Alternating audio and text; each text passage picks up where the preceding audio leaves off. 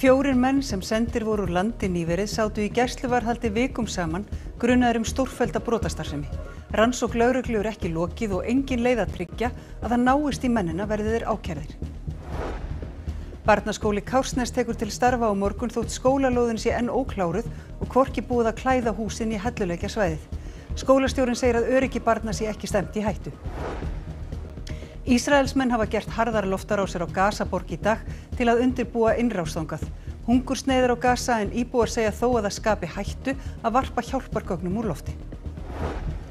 Lögreglan segir það hafa verið til bóta að flýta flugeldasýningu menningarnætur til að fólk færi fyrr heim. Talsverður viðbúnaður var í miðborginni og ráðstafanir gerðar til að hindra að bílum yrði ekið inn í mannfjölda. Þeir kunna vera stuttfættir og krúttlegir, en korgi hundar voru upphaflega ræktaðir til að reka nautgripi. Þessir knáu hundar kepptu í 50 metra hlaupi í Litáen á dögunum.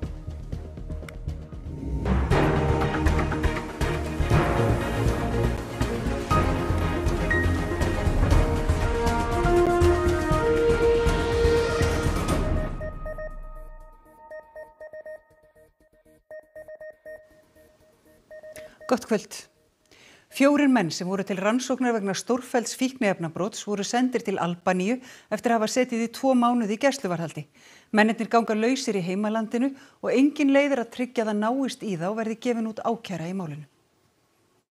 Mennirnir voru handteknir í tengslum við umfangsmikla rannsókn lögreglunar á Norðurlandi eystra og skipulagðri brotastarfsemi og stórfelldri fíkniefnaframleiðslu. Rannsóknin teygði sig víðsvegar landið, 4 lögregluembætti tóku þátt og húsleit var gerð á 7 stöðum. Lögregla gerði upptæk bæði tilbúin fíkniefni og kannabisplöntur í ræktun en samkvæmt upplýsingum fréttastofu er þetta ein stærsta kannabisræktun sem hefur verið gerð upptæk hér á landi. Mennirnir sátu allir í gæsluvarðhaldi vikum saman en þeir hafa nú allir verið sendir úr landi á grundvelli þess að þeir voru án dvalarleyfis og það talið nauðsynlegt vegna öryggis ríkisins eða almannahagsmuna. Fréttastofa hefur heimildir fyrir því að mennirnir gætu átt yfir höfði sér þunga dóma vegna umfangs málsins upp undir 12 ár. Lögmenn sem fréttastofa hefur rætt við segja það vekja furðu að þeir séu sendir úr landi áður en rannsóknir lokið og dæmt í málinu. Mennirnir mega ekki koma aftur hingað til lands næstu árin eftir að hafa verið vísað úr landi. Á síðasta ári voru 84 sendir úr landi vegna ólögmætrar dvalar. Þar af voru langflestir sendir til Georgíu eða 35 og Albaníu 20. Það sama var upp á teningnum árið á undan þar sem flestir voru sendir til Georgíu og Albaníu. En fréttastofa hefur heimildir fyrir því að flestir tengdust eða voru grunaðir glæpastarfsemi. Eftir því sem fréttastofa kemst næst er það óvanalegt að menn sem eiga yfir höfði sér þunga dóma séu sendir úr landi. Þá vakna ýmsar spurningar hvort hægt sé að tryggja að það náist í mennina ef ákæra verður gefin út í málinu, þar sem þeir ganga lausir í heimalandinu. Mörg skipulögð glæpasamtök stunda það að senda fólk á millilanda í skamman tíma í senn, sem gerir yfirvöldum erfitt fyrir að hafa hendur í hári þeirra. Lögmaður sem fréttastofa ræddi við segir það umhugsunarvert hvaða skilaboð það sendi að menn séu sendir úr landi við rannsókn jafn umfangsmikilla mála. Búast megi við því að forsprakkar glæpahópa sendi aðra í þeirra stað. Að samaskapi geti verið erfitt að tryggja réttindi sakborninga eftir að þeim er vísað á landi ef ekki er hægt að tryggja að þeir verði viðstaddir fyrirtöku máls. Rannsókn lögreglu er ekki lokið og ekki liggur fyrir hvort mennirnir verði ákærðir. Yfirvöld á Gaza segja að á 7. tug hið minnsta hafi verið drepin í loftárásum Ísraela undanfarinn sólarhring í aðdraganda þess að herinn undirbýr nú innrás á Gaza.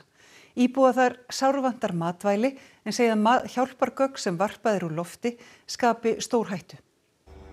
Þykka reykjarmerki hefur lagt yfir Gazaborg eftir árásir Ísraelsmanna í dag úr lofti og með stórskotaliði. Hamas samtökin sem fara með stjórn á Gaza segir að 64 hið minnsta hafi verið drepin og hátt í 300 særð undanfarinn sólarhring. Ísraelsher undirbýr nú innrás og yfirtöku á Gazaborg og hefur kallað út 60.000 varaliða. Sameinuðu þjóðirnar hafa lýst yfir hungursneyð á Gaza, mikið vantar til að uppfylla brýnustu þarfir almennings þar. Á sama tíma hefur hjálpargögnum verið varpað úr lofti. Það er hvergi nærri nóg og það er nánast slegist þessa pakka. En þeir valda líka hættu fyrir fólk sem verður fyrir þeim. كلنا تدمرنا والصغار. حرام هذا، يعني حرام ترموا بالطيارات علينا. وقعت على خيمتي واطفالي صاروا يعيطوا كلهم وتصاوبوا منها. رجاء وقفوا الانزال الجوي، رجاء قتلتونا، احنا ناس بخير، قتلتونا وقتلوا اولادنا وسرقوا اغراض من الحرميه، رجاء وقفوه. هذا رعب، هذا مش مساعدات هذول بتوصلهم لنا، هذا الرعب، عندنا صغار احنا وعندنا اطفال. Framkvæmdir við nýjan barnaskóla Kársnes eru enn í fullum gangi þó skólinn taki til starfa á morgun. Þungar vinnuvélar eru á ókláraðri skólalóðinni og enn á eftir að helluleggja og klára klæða húsið. Foreldrar hafa áhyggjur af öryggi barna en skólastjórinn segir enga hætt á ferð. Hér við barnaskóla Kársnes er unnið allan sólarhringinn við að gera allt klárt fyrir skólasetningu á morgun og skólahald sem hefst á þriðjudag. Ljóst er þó að mikið verk er fyrir höndum. Við höfum ekki leyfi til að opna neitt nema að ákveðnar öryggisúttektir, heilbrigðiseftirlit og annað slíkt hafi staðfest að húsið og lóðin sé hæft til notkunar og þess vegna er það til dæmis að hluti lóðarinnar kemur til með að vera afgirtur sem ekki er búið að ljúka. Þetta er nokkuð sem valdið hefur foreldrum áhyggjum en það er svæðið í raun eitt stórt byggingasvæði þar sem unnið er í kappi við tíman á þungum vinnuvélum. Það er fullt af verkefnum eftir og það er auðvitað kannski eitthvað sem að skólar eru bara svolítið vanir að standa í. Það er auðvitað, þetta er ekki fyrsta framkvæmdarlóðin sem að kennarar eða skólastjórar hafa staðið frammi fyrir. Þannig að þetta er bara verkefni sem að við erum vön að sníða okkur í kringum. Barnaskóli Kársnes er nýr skóli, leikskóli og 1. til 4. bekkur sem var til eftir að Kársnes skóla, sem nú er 5. til 10. bekkur, var skipt upp í 2 skóla. Kársnes skóli var rifinn árið 2017 vegna myglu. Framkvæmdir hafa staðið yfir af og á síðan þá og áttið að ljúka fyrir 2 árum. Við höfum þetta bara unnið mjög náið með bæði umhverfisdeildinni og þeim sem er að byggja hérna að koma okkur á þann stað að skólahald geti hafist. Og við erum búið að undirbúa allar skólastofur. 400 börn og 40 leikskólabörn hefja skólagöngu í barnaskóla Kársnes á þriðjudag. Leikskólinn sjálfur er ekki tilbúinn en verður tímabundið í þessu rými með aðgengi út á leiksvæði. Geta börnin alveg fara út að leika sér? Það verður pláss á efri hluta lóðarinnar til þess að fara út að leika sér frá og með þriðjudegi og ef að við teljum að lóðin verði ekki hæf fyrir allan þann fjölda, þá eru þetta kennarar mjög vanir að bregðast við með því að fara í gönguferðir, nota önnur opin svæði í hverfinu. Þannig að við munum aldrei hætta öryggi barna. Er þetta alveg ásættanleg staða? Ég held að þetta skólaumhverfi, eða ég er alveg handviss að þetta skólaumhverfi er búið að bíða alveg ofboðslega lengi eftir þessari byggingu og inni svæðin eru tilbúin til notkunar og svo munu bara bætast við fleiri svæði bara á hverjum degi og í hverju viku. Þannig að eins og staðan er núna þá erum við þetta bara í þeirri stöðu að við viljum fara inn. Við munum ekki hætta öryggi barna en svo munum við sníða starfið í kringum þær aðstæður sem er í skólanum. Gjaldtaka er hafin á ný við Leirhnjúk í Mývatnssveit en aðstæður langt frá því að vera boðlegar að mati fólks í ferðaþjónustu. Viðhald er þegar hafið að sögn landeiganda en ekki tókst að klára verkið fyrir sumar. Þú þarft að eiga einhvern pening, þú þarft að eiga einhverjar milljónir til að geta farið í framkvæmdir og gert eitthvað og svo geta með bara velti fyrir sér. Er eðlilegt að landeigandinn borgi það og leggi út fyrir því að fullu áður en að hægt er að hefja gjaldtöku. Ákveðið var að hætta gjaldtöku við Leirhnjúk í Mývatnssveit síðasta sumar þar sem landeigendur vildu ekki standa einir að viðhaldskostnaði. Þegar viðhaldsvinna var komin af stað aftur þetta árið hófst gjaldtaka að nýju. Í vor var ákveðið að við myndum þá minnsta kosti reyna að laga pallana út af Leirhnjúki. Þeir svo sem hafa hvorki verið til sóma né kannski alveg hættulausir. Þannig að við gerðum það fyrir utan að það er eftir að laga þarna einhvern sennilega 20 metra kafla. Er ekkert búið að vinna allt á þessu svæði sem þarf að vinna og þarf að gera. En þarna vorum við þó búin að leggja út kostnað sem við vildum fá tilbaka. Fólki í ferðaþjónustu hefur gagnrýnt breytinguna, meðal annars á samfélagsmiðlum, þar sem aðstæður eru sagðar langt frá því að vera boðlegar og jafnvel hættulegar á köflum. Svo er bara spurning í hvað röð eigi að gera hlutina það eru ekki allir sammála. Landeigendur vilja meina að það sé best að safna fyrir hlutunum og nota svo peningin í að gera úrbætur á meðan að ferðaþjónustan er hins vegar ósammála og finnst heldur ósanngjarnt að rukka ferðamennum aðstæður eins og þessar sem að einhverjir geta notið svo síðar fyrir peningin. Að sögn leiðsögumanns eru ferðamenn almennt mjög jákvæðir fyrir gjaldtökunni, en lágmark sé að fólk fái eitthvað fyrir peningin. Ef þú ætlar að gera þetta, bjóddu strax upp á þannig þjónustu sem þú segist ætla að bjóða upp á þetta. Jökulhlaupið úr Hafrafellslóni í Hvítá er líklega tekið að réna. Hægt og rólega hefur dregið úr rennsli og vatnshæð í dag. Hún er þó enn yfir meðallagi og Veðurstofan telur ekki tímabært að lýsa yfir lokum hlaupsins sem hófst á föstudag. Veðurstofan fylgist með þróuninni allan sólarhringinn og bendir íbúum á svæðinu að hugað mögulegum áhrifum hlaupsins á eignir og búfénað nærri bökkum Hvítár. Þá biður hún ferðamenn að fara varlega í grenndið án.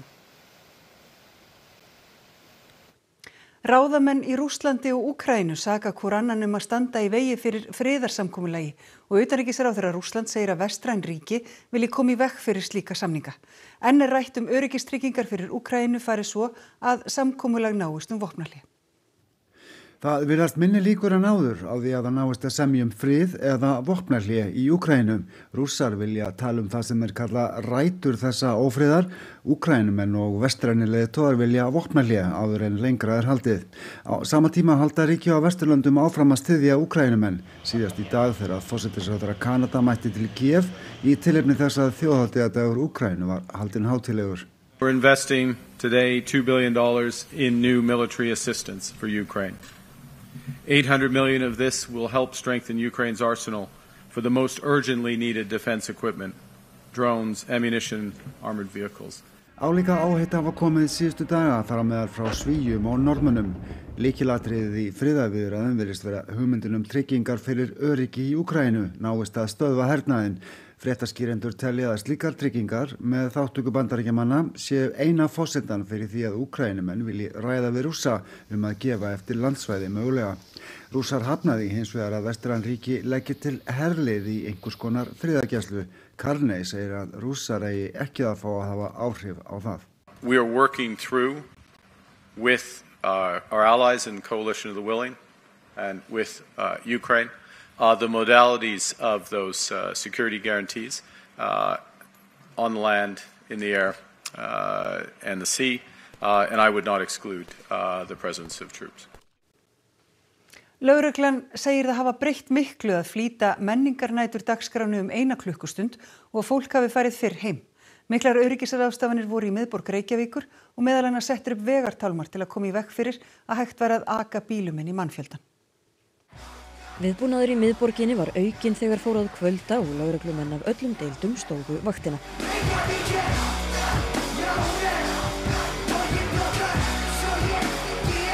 Það voru einhver átök, mikill mannfjöldi samankominn og ölvunarástand á mörgum og það verður alltaf einhver átök og bústarar, einhver gisti okkur, færðum einhver börn í athvarf.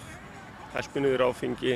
Þá var rúða brotin í Þjóðleikhúsinu. Miðborgin var að nær öllu leyti lokuð fyrir bílaumferð og steyptir vegatálmar voru áberandi sem raðað var þétt upp hvort með annan við gatnamót. Þetta eru látnar svona deltablokkir í kringum svæðið sem er lokað af og það er raunin gert til að tryggja að engin bílaumferð komist inn á svæðið. Það er gert bara til að fyrirbyggja að verða eitthvað slys eða einhverjir getur komist á bílum og keyrt inn í mannfjölda.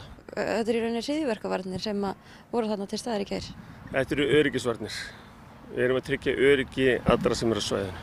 Ekkert hafi hins vegar bent til þess að hætta hafi verið yfirvofandi. Hrina ofbeldis í samfélaginu undanfarin misseri var til þess að dagskrá menningarnætur var breytt og henni flýtt 1 klukkustund. En fannst ykkur að breyta miklu að flýta flugeldasýningunni og flýta dagskráni 1 klukkustund? Já, ég allavega persónulega mjög ánægður með það. Þetta náttúrulega þýðir klukkustund minna af styttri skemmtarnlíf hjá mörgum klukkutíma. Og þannig, já, mér finnst það breyta miklu. Fólk var að fara fyrr heim? Já, klárlega. Fólk fór fyrr heim og fjölskyldur fór saman heim, þannig að það var mjög gott. Það var það sem við vildum sjá.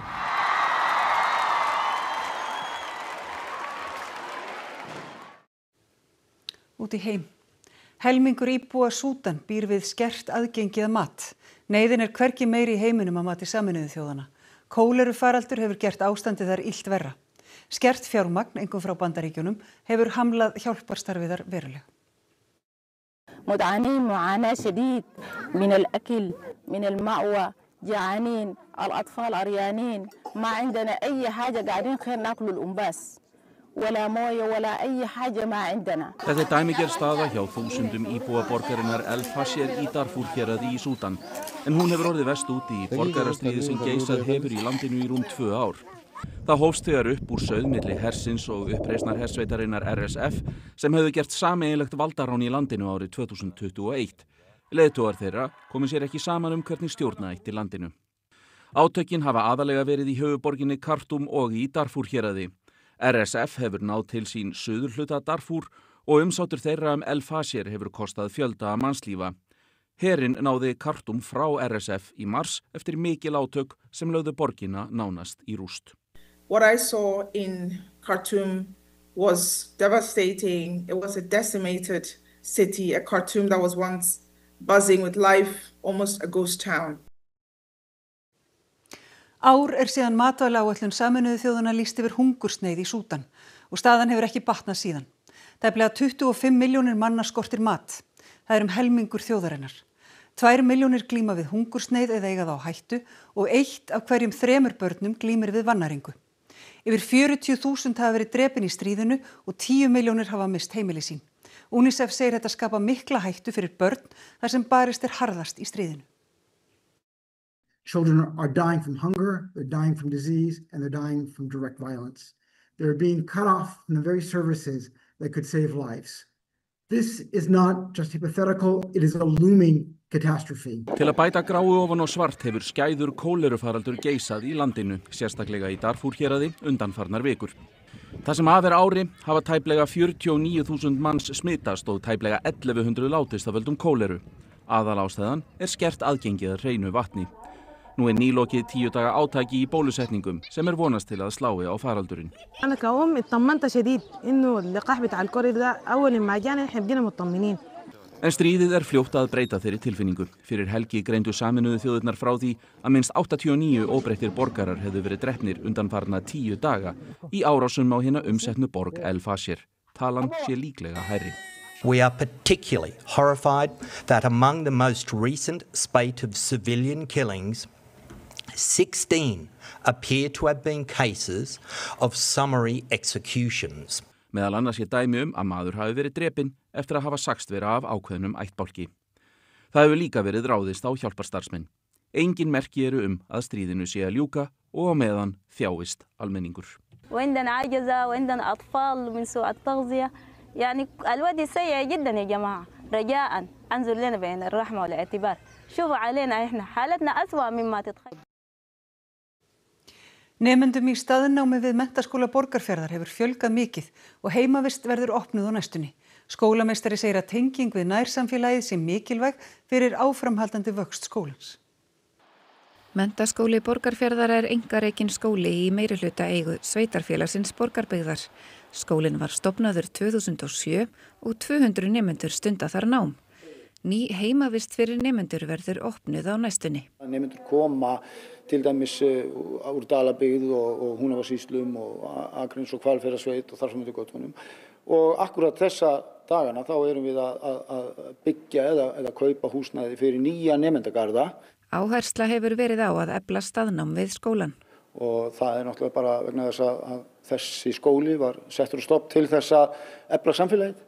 Halda ungu kynslóðinni meira heima, þannig að hún taki þátt í samfélaginu.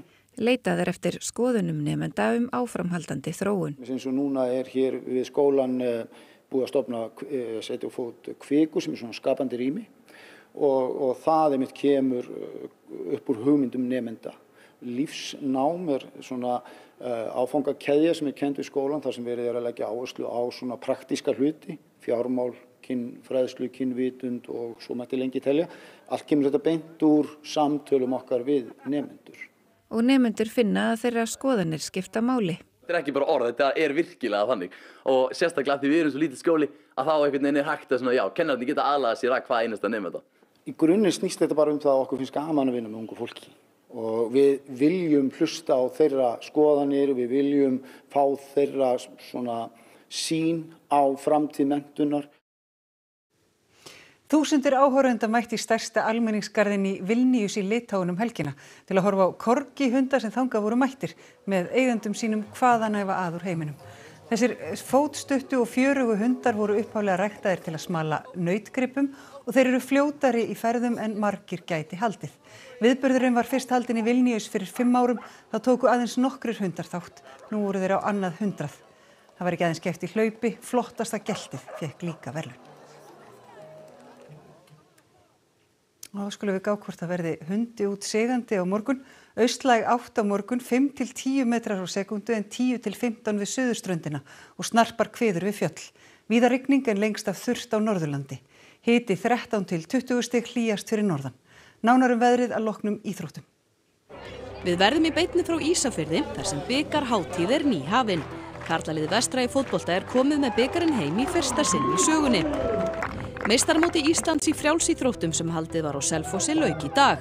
Þar keppti margt af fremsta frjálsíþróttafólki landsins. Og við hittum skíðakonuna Hólmfríði Dóru Friðgeirsdóttur sem er á fullu að undirbúa sig fyrir vetrarólympíuleikana. Ég stend miklu nær þeim núna heldur en ég gerði fyrir 4 árum. Þetta og fleira í íþróttafréttum hér rétt á eftir. Og skulum við fara yfir helstu atriði þessa fréttatíma. 4 menn sem sendir voru úr landi nýverið sátu í gæsluvarðhaldi vikum saman grunaðir stórfellda brotastarfsemi. Rannsókn lögreglu er ekki lokið og engin leið að tryggja það náist í mennina verði þeir ákærðir. Barnaskóli Kársnes tekur til starfa á morgun þótt skólalóðin séu enn ókláruð og hvorki búið að klæða húsið né helluleggja svæðið. Skólastjórinn segir að öryggi barna sé ekki stefnt í hættu. Ísraelsmenn hafa gert harðar loftarásir á Gazaborg í dag til að undirbúa innrás þangað. Hungursneyð er á Gaza en íbúar segja þó að það skapi hættu að varpa hjálpargögnum úr lofti. Lögreglan segir það hafa verið til bóta að flýta flugeldasýningu menningarnætur til að fólk færi fyrr heim. Talsverðir viðbúnaður var í miðborginni og ráðstafanir gerðar til að hindra að bílum yrði ekið inn í mannfjölda. Fréttatíminn er á enda. Við verðum næst á ferðinni í útvarpinu klukkan 10 og svo RÚV.is í alla nótt. Við sláum botnin í þessa helgi með myndum frá Njáluhátíð í Rangárþingi helgina, þar sem atburðir úr Njálssögu voru sviðsettir með pompi og prakt. Friðþjófur Helgason tók þessar myndir. Verið sæl og takk fyrir samfylgdina helgina.